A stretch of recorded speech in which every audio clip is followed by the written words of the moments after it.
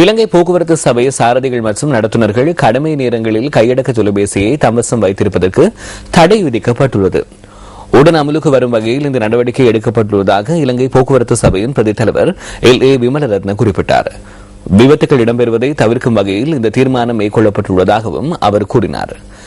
இதேவேளை பண்டாரவல பூனாகல பகுதியில் இடம்பெற்ற பஸ் விபத்தில் உயிரிழந்த 10 பேரின் பூத உடல்களும் அவர்களின் வீடுகளில் அஞ்சலிக்காக வைக்கப்பட்டுள்ளன. ஒரு சிலரின் இறுதிக்கிரியைகள் இன்று மாலை இடம்பெற்றதாக எமது செய்தியாளர்கள் தெரிவித்தனர்.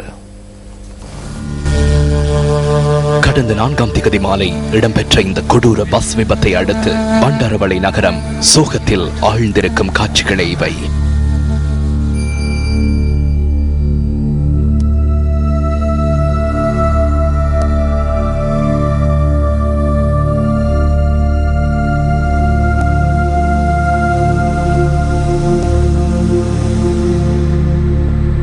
இந்த விபத்தில் பூனாங்கலை பகுதியைச் சேர்ந்த அதிக அளவிலானோர் உயிரிழந்தனர்.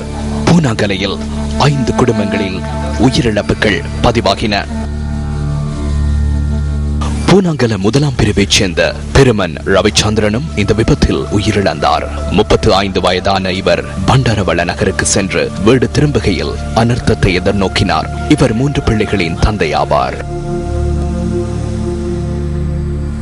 பூனாகல பகுதியைச் சேர்ந்த 54 வயதான PDM பிரிவைச் சேர்ந்த சோமு சுந்தரம் வள்ளியம்மாவும் இந்த விபத்தில் உயிரிழந்தார். 3 பிள்ளைகளின் தாயான இவரின் இறுதிக்கிரியைகள் இன்று இடம்பெற்றன.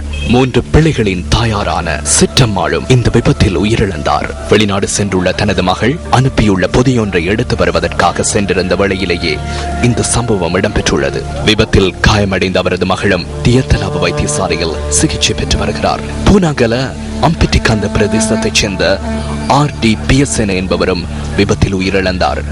57 வயதான இவர் 2 பிள்ளைகளின் தந்தையாவார். தனது மகளுடன் பதுளைக்கு சென்று வீடு திரும்புகையில் இந்த விபத்து இடம்பெற்றுள்ளது.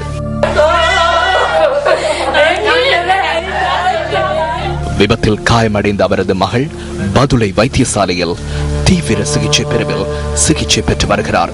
8 மாத குழந்தையொன்றின் தாயான இவரது கணவர் சில மாதங்களுக்கு முன்னர் விபத்தொன்றில் உயிரிழந்துள்ளதாக எமது செய்தியாளர் கூறினார்.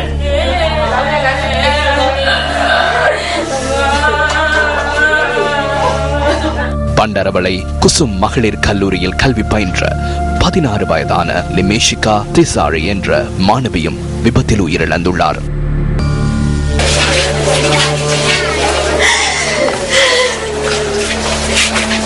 இவரின் தாய் வெளிநாடு சென்றுள்ளதாகவும் தந்தை இவர்களை விட்டு பிரிந்து சென்றுள்ளதாகவும் எமது செய்தியாளர் கூறினார். பண்டாரவளை அம்பத்தன்னேகம பிரதேசத்தில் உள்ள உறவினர் வீடொன்றில் இவரது பூத உடல் அஞ்சலிக்காக வைக்கப்பட்டுள்ளது.